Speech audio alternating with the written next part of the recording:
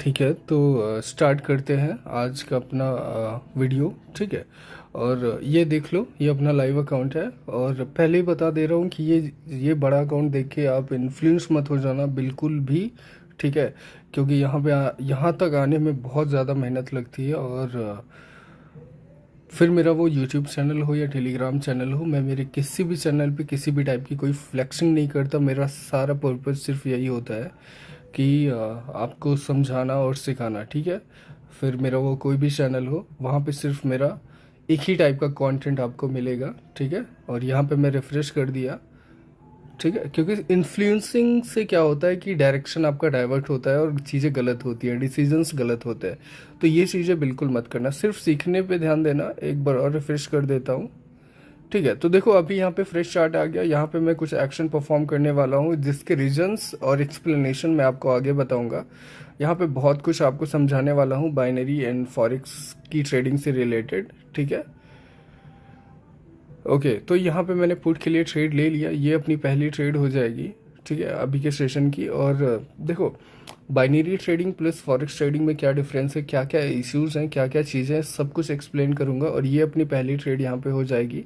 आप current chart पे देख सकते हैं, बहुत इजीली आप आइडेंटिफाई कर लेंगे कि इधर सेलर्स डोमिनेट कर रहे हैं।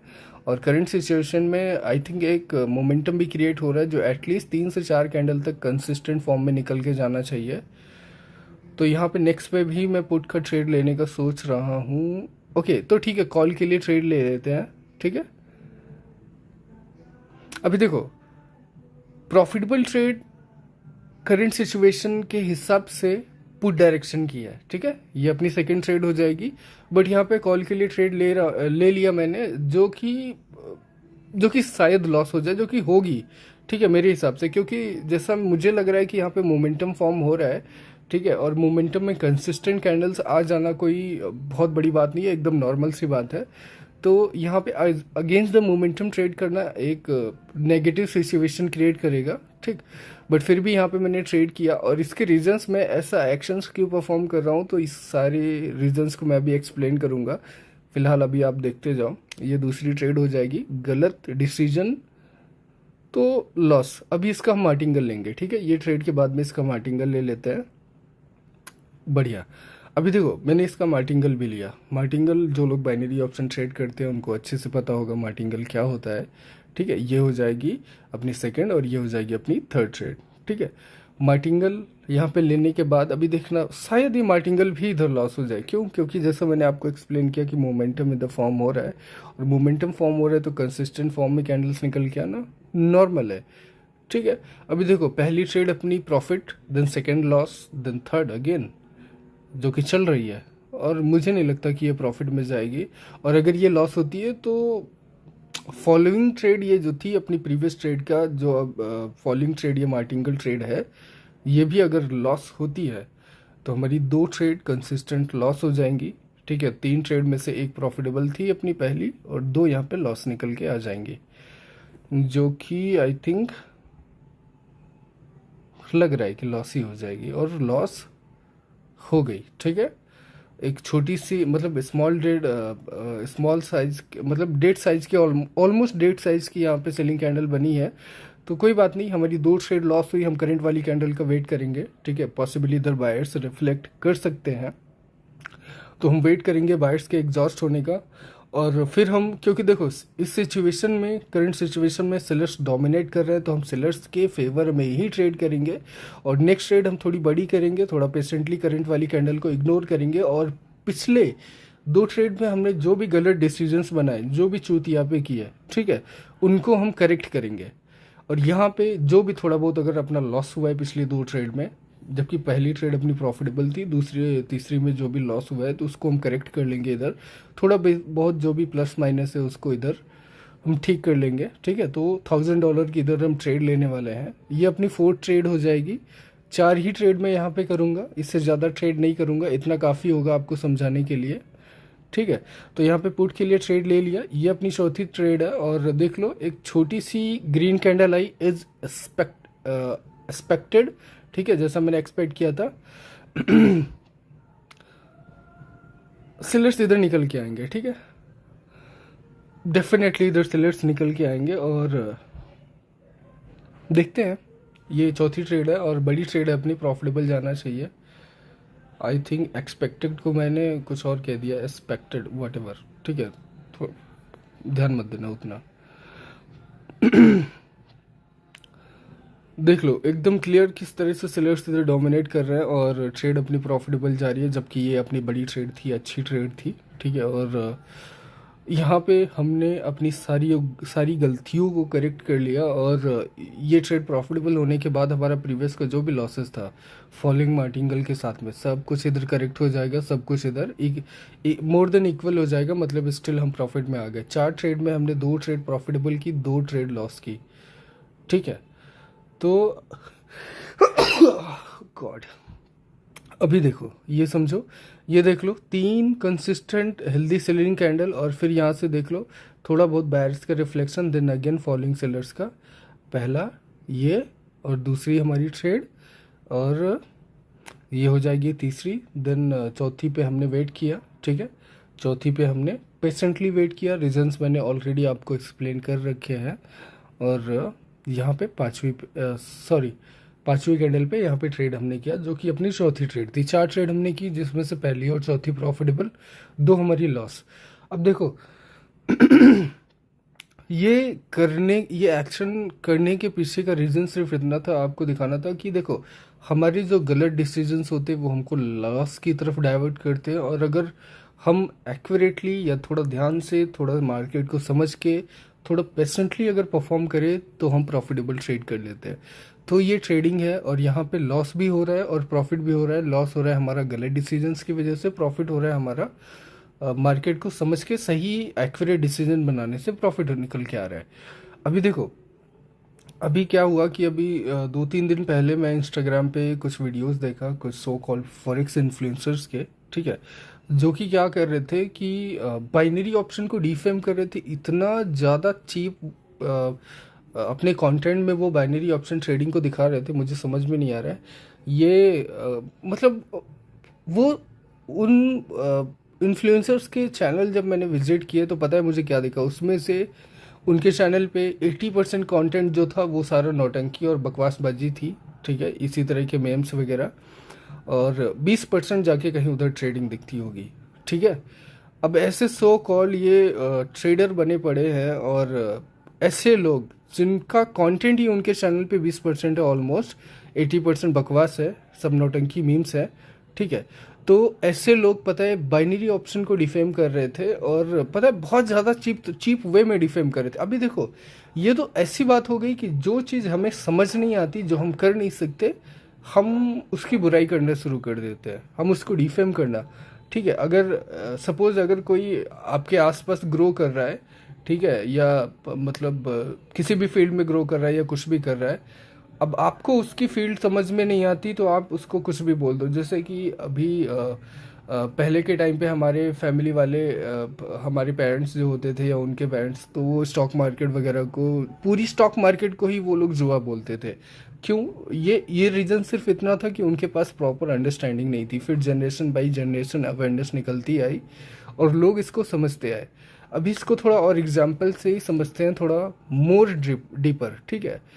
ये जो सो कॉल्ड इन्फ्लुएंसर थे फॉरेक्स के, ठीक है, उनका जो कंटेंट और उनका चैनल मैंने एनालाइज किया तो उसमें मुझे इतना समझ के आया कि वो लोग सिर्फ और सिर्फ फॉरेक्स ट्रेडिंग के नाम पे अपना कोर्स बेच के अपना जीवन और अपनी ट्रेडिंग दोनों चला रहे हैं, कोर्स बेच के। समझ में आ रहा है आपको? ठीक है, तो देखो ऐसे लोग डिफेम कर रहे हैं जो खुद ही कोर्स के नाम पे अपना जीवन यापन कर रहा है।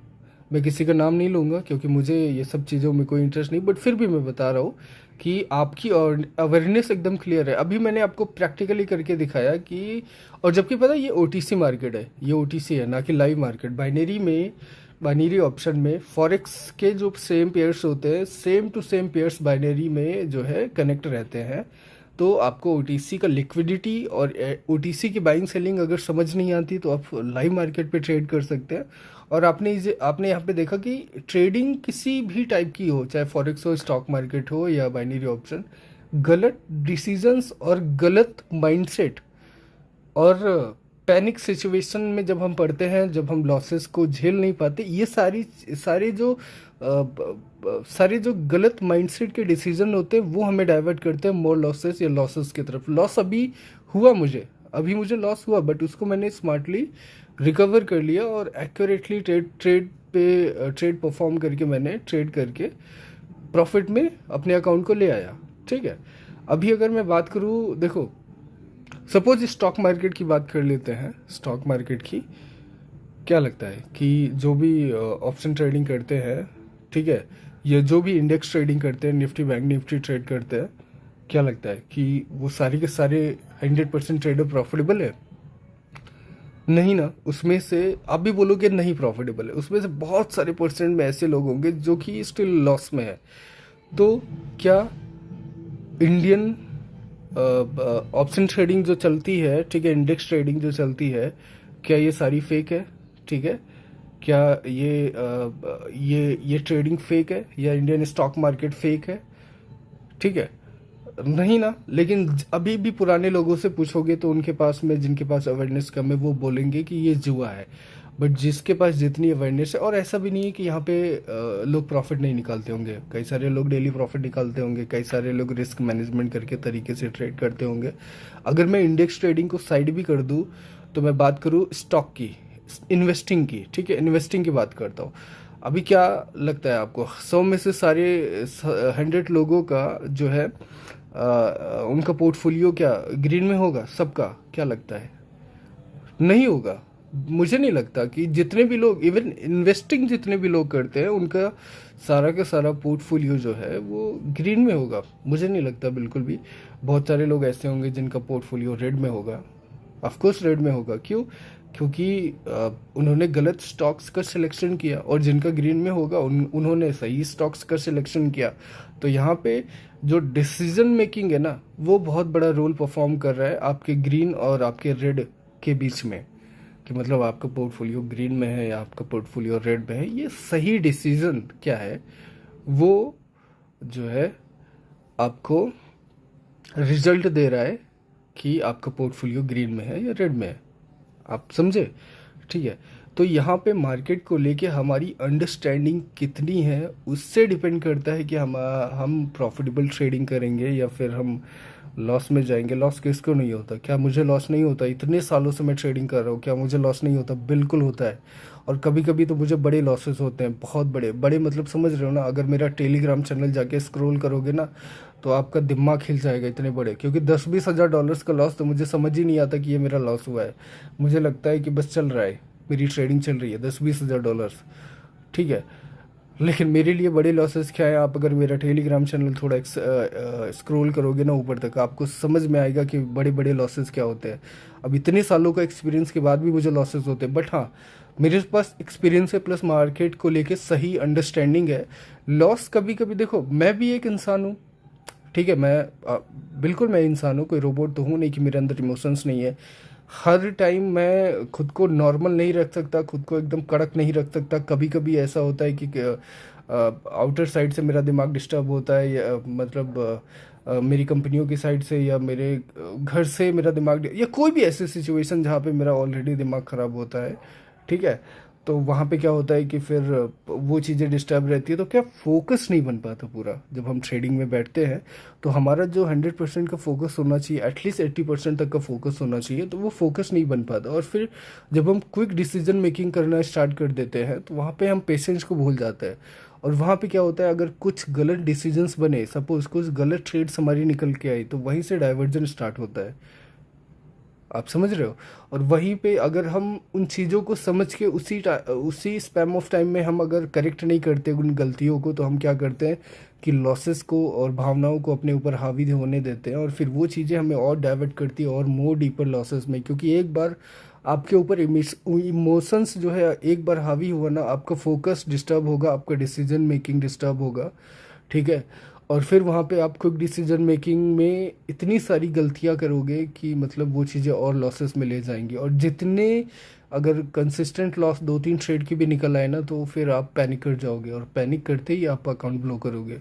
तो ये सारी चीज़ें होती है, कितना अंडरस्टैंडिंग है, कितना आप मेंटली स्टेबल हो, ये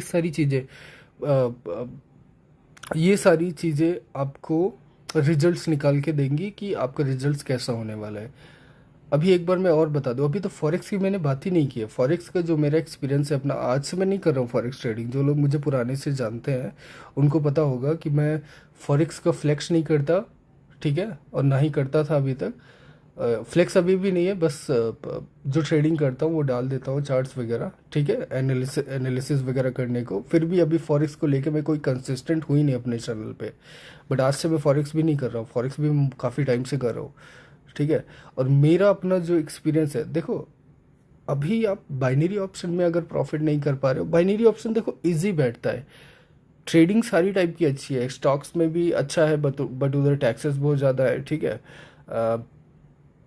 इंडियन स्टॉक मार्केट भी अच्छा है, बाइनरी ऑप्शन भी अच्छा है, फॉरेक्स भी अच्छा है। ट्रेडिंग तीनों जो भी है सारी की सारी अच्छी है, सारी लिक्विडिटी बेस पे चलती है, सारी बैंक सेलिंग के बेसिस पे ही ऑपरेट होती है। जितना आपके पास अंडरस्टैंडिंग और नॉलेज है उसी के बेसिस पे आप परफॉर्म करोगे, प्रॉफिट करोगे। ट्रेडिंग सारी अच्छी है। बाइनरी ऑप्शन की अगर मैं बात करूँ तो ये चीज़ आपको इजी बना देता है आपके, बहुत मतलब आप अगर बहुत अमीर नहीं हो, आपके पास बहुत पैसा नहीं है, आपके पास 1,000-2,000 रुपये भी है, तो यहाँ पे क्या है कि 1,000-2,000 रुपये से भी आप स्टार्ट कर सकते हो। लर्निंग के लिए ये बहुत सही चीज़ है। लर्निंग मतलब समझ रहे हो कि मतलब आप यहाँ पे बाइनरी ऑप्शन में कैंडल बाय कैंडल ट्रेड होता है, लाइव मार्केट से ओटीसी मार्केट जो भी है, ठीक है। तो कैंडल बाय कैंडल ट्रेड होता है, क्विक डिसीजन मेकिंग इधर प्रोसेस रहता है पूरा का पूरा। तो यहाँ पे आप क्या है कि आप मेंटली बहुत स्टेबल हो सकते हो। अगर आप मेंटली कमज़ोर हो तो इधर आप बहुत ज़्यादा पैनिक करोगे। ये बाइनरी ऑप्शन में अगर आप मेंटली कमज़ोर हो ना तो बहुत ज़्यादा पैनिक करोगे। हर एक लॉसेस में आप पैनिक करोगे, जितनी बार अकाउंट ब्लो करोगे उतना ज़्यादा पैनिक करोगे, ठीक है। क्योंकि यहाँ सारे डिसीजंस क्विक फॉर्म में परफॉर्म होते हैं, बहुत जल्दी जल्दी इधर डिसीजंस परफॉर्म होते हैं, आप इधर खुद को रोक नहीं पाओगे, ठीक है। लेकिन इधर इसी प्रोसेस में आप इतने ज़्यादा मेंटली स्टेबल हो जाते हो कि बाकी किसी भी पार्ट में अगर आप यहाँ से एक अच्छे ट्रेडर बन के उभरते हो ना, तो फिर आप किसी भी टाइप की ट्रेडिंग में बहुत बढ़िया परफॉर्म करोगे, क्योंकि आपको चार्ट को एनालिसिस करना आ जाएगा। अगर आप एक एक कैंडल को समझ सकते हो तो आप एक मूव को समझने में आपको दिक्कत नहीं आएगी, आपको डायरेक्शन समझने में दिक्कत नहीं आएगी, आपको पूरा चार्ट समझने में बिल्कुल भी कोई दिक्कत नहीं आने वाली। बाइनरी ऑप्शन आपको इन डेप्थ लेके जाता है मार्केट में। बाकी स्टॉक मार्केट ट्रेडिंग या फॉरेक्स है, वहाँ पे आप मूव को पकड़ते हो, डायरेक्शन को पकड़ते हो, उस पे उस बेसिस पे ट्रेड करते हो, स्कैल्प करते हो। यहाँ पे आप बाइनरी ऑप्शन में आप कैंडल को पकड़ते हो, तो मतलब आप थोड़ा और माइक्रो में चले जाते हो, आप समझे। तो ये आपकी अंडरस्टैंडिंग को थोड़ा और बेहतर बनाता है। प्लस छोटे से अमाउंट से आप इधर स्टार्ट कर सकते हो। और जैसा मैं अगर फॉरेक्स का अपना एक्सपीरियंस अगर मैं बताऊं तो देखो भाई, फॉरेक्स ना इतना इजी नहीं है जितना कि बाइनरी ऑप्शन है। वहाँ पे ना मिनिमम प्रॉफिट के लिए ना मैक्सिमम कैपिटल लगता है। और इसका एक रीज़न है, जो कि ये मैं बोल रहा हूँ ना, ये मैं मेरे पूरे एक्सपीरियंस से बोल रहा हूँ, एक एक शब्द मैं पूरे अपने एक्सपीरियंस से बोल रहा हूँ, सालों के एक्सपीरियंस से। वहाँ पे मैक्सिमम प्रॉफिट निकालने के लिए ना, मतलब मिनिमम प्रॉफिट निकालने के लिए मैक्सिमम कैपिटल लगता है फॉरेक्स में। और ये ऐसा इसलिए मैं बोल रहा हूँ क्योंकि देखो, सपोज आपका बहुत छोटा कैपिटल है 100 या 200 डॉलर के आसपास में फॉरेक्स में, तो अगर इसको आपको अच्छे से ग्रो करना है तो शॉर्ट स्कैल्प में आप मिनिमम लॉट साइज रखोगे, ठीक है। देखो आप क्या करोगे, बहुत मिनिमम रखोगे अपना साइज अकाउंट का, मतलब अपना लॉट साइज बहुत मिनिमम रखोगे। और मिनिमम से क्या लगता है फॉरेक्स में मैक्सिमम प्रॉफिट निकाल लोगे? नहीं, जब आपको बड़े बड़े मूव्स मिलेंगे तो क्या आप उतने समझदार ट्रेडर हो या उतने अव्वल दर्जे के ट्रेडर हो कि आप हर एक बार में बड़े बड़े मूव्स निकाल सकते हो? अगर नहीं निकाल सकते तो फॉरेक्स में आप टिक नहीं पाओगे, क्योंकि आप उधर फ्रस्ट्रेट हो जाओगे। आप $20 का प्रॉफिट करोगे तो $40 का लॉस बुक कर लोगे, क्योंकि आप बड़ा मूव निकालने के चक्कर में आप उधर होल्ड करोगे और फिर उधर पेशेंस आपका जवाब दे जाएगा, आप समझे। और 10 में से 8 बार 7 बार अगर उधर बड़ा मूव नहीं निकल पाए तो फिर आपकी ट्रेडिंग ही क्या है। और देखो, फॉरेक्स में ना पैसा हाई रिस्क स्कैल्प में बनता है, स्कैल्पिंग में पैसा बनता है फॉरेक्स में। हर बार आप मुझे देखते हो, या तो मैं दिन भर में एक ट्रेड करूंगा तो वो एक ट्रेड बड़ी होती है, या 2-3 स्कैल्प मारता हूँ मैं, जिसमें 4-5 कैंडल या 3-4 कैंडल को ही पकड़ता हूँ और बस निकल जाता हूँ फट से। तो मेरा ट्रेडिंग स्टाइल तो आपने देखा ही होगा अगर आप मेरे टेलीग्राम चैनल को फॉलो करते हो, ठीक है।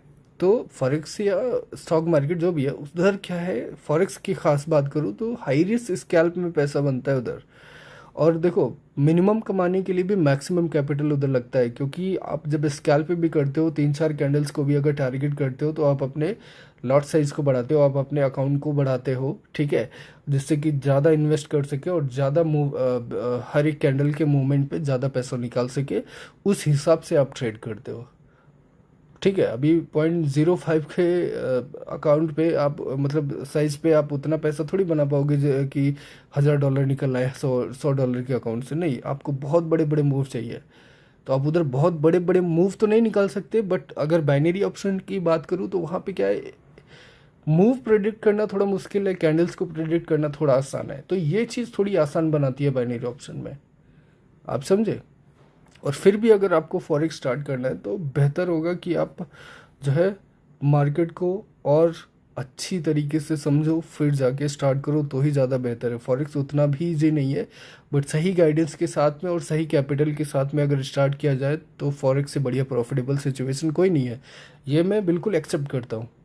इससे मैं कभी भी मना नहीं करता। देखो मेरी शुरुआत बाइनरी से हुई और जबकि इंटर मैंने फॉरेक्स ही किया था, बट फिर मैं डाइवर्ट हुआ बाइनरी में, देन अगेन फॉरेक्स को साथ में कंटिन्यू किया और ये चीज़ें सालों से मैं करता आ रहा हूँ। तो ये सारी चीज़ें जो भी मैं गाइड कर रहा हूँ अपने एक्सपीरियंस से कर रहा हूँ, ठीक है।